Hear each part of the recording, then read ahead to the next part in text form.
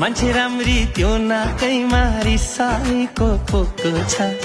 ट्याच बोल्छु तर हजुर मन मेरो चोखो छ।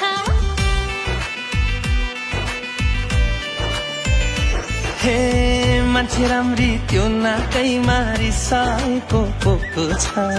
ट्याच बोल्छु तर हजुर मन मेरो चोखो छ। के भन्नु र खै खै तिमी रिसले आगो हुँदा मै पानी बनौला, यसरी पो जीवन चल्छ है।